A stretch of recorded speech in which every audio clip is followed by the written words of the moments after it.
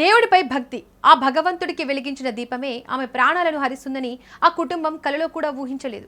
వందలాది మంది విద్యార్థులకు విద్యా బుద్ధులు నేర్పే సమాజానికి మంచి పౌరులను అందించిన ఒక రిటైర్డ్ ప్రిన్సిపల్ అగ్ని ప్రమాదంలో మృతి చెందిన విషాద ఘటన బేగంపేటలోని శ్యామ్లాల్ బిల్డింగ్ సమీపంలో చోటు చేసుకుంది.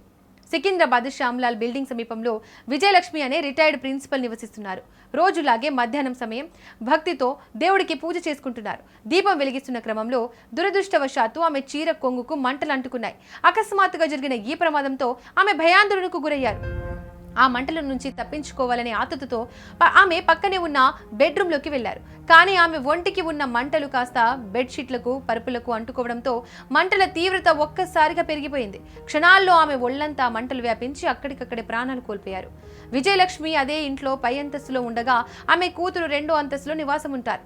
తన తల్లి రోజు మధ్యాహ్నం పూజ చేస్తుందని, ఈ రోజు కూడా అలాగే పూజకు వెళ్లిన తల్లి తిరిగి రాని లోకాలకు వెళ్ళిందని ఆ కూతురు ఆవేదన వర్ణనాతీతం. ఇంట్లో నుంచి పొగలు రావడం గమనించిన స్థానికులు పోలీసులకు సమాచారం అందించారు. కానీ అప్పటికే జరగకూడని నష్టం జరిగిపోయింది. విద్యా సంస్థల్లో ఎంతో మంది భవిష్యత్తును తీర్చిదిద్దిన ఆ ప్రిన్సిపల్ ఇలా అగ్ని కీలల్లో చిక్కుకొని చనిపోవడం స్థానికంగా అందరినీ కలిచివేస్తోంది.